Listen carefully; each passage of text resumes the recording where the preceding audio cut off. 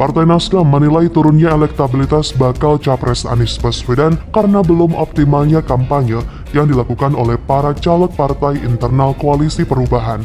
Seperti dikutip dari Tribun News, Wakil Ketua Umum Partai Nasdem Ahmad Ali menyarankan agar Partai Koalisi Perubahan untuk mulai melakukan penetrasi ruang-ruang publik dengan foto-foto Anies Baswedan bersama dengan caleg dari Demokrat dan PKS. Tak hanya itu saja, Demokrat dan PKS diminta untuk ikut andil ketika ada kegiatan Anies di suatu tempat.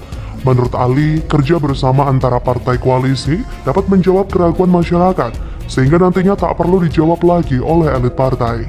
Sedangkan rekan koalisi Nasdem, Demokrat, sempat menilai bahwa turunnya elektabilitas Anies karena deklarasi Cawapres tak kunjung digelar. Terkait hal tersebut, Ahmad Ali mengatakan jika Nasdem kini tak lagi membicarakan waktu deklarasi karena sudah diserahkan pada Anies sendiri. Ali pun menyarankan agar tim 8 segera menyusun jadwal konsolidasi Anies bersama partai internal koalisi. Memang konfigurasi patan koalisi partai menjelang Pilpres tersisa 8 bulan lagi, yang pada akhirnya belum menentukan titik temu. Terlebih melihat kondisi Nasdem yang dinilai apes setelah mengusung Anies, nyatanya sangat berimbas pada suara elektoral dari partai besutan Surya Paloh tersebut.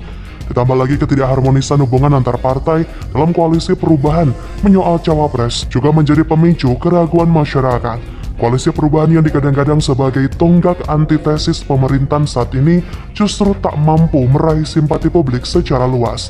Menyoal hal itu, pegiat media sosial Denny Siregar pun angkat bicara mengenai kerja keras baca pres dari koalisi perubahan Anies Baswedan untuk partai pengusungnya, Demokrat, Nasdem, dan PKS yang dinilai gagal. Denny Siregar mengatakan kendaraan Anies untuk menjadi capres hanya koalisi perubahan, sedangkan Gerindra dan PDIP sudah punya jagoannya masing-masing. Kemudian ia pun mengungkap jika Anies sekarang sedang merasa panik melihat ikatan koalisi pengusungnya yaitu Nasdem, Demokrat, dan PKS yang pelan-pelan lepas. Jika hal tersebut terjadi, maka mantan gubernur Jakarta itu tidak akan bisa menjadi capres. Padahal ia sangat bekerja keras dalam menjaga kesatuan partai-partai pengusungnya. Sementara itu, Waketum Partai Gelora, Fahri Hamzah, strategi Nasdem usung Anies sebagai capres adalah kesalahan yang fatal. Menurut Fahri, kesalahan strategi Nasdem sangat fatal. Nasdem dinilai tidak cerdas berpolitik.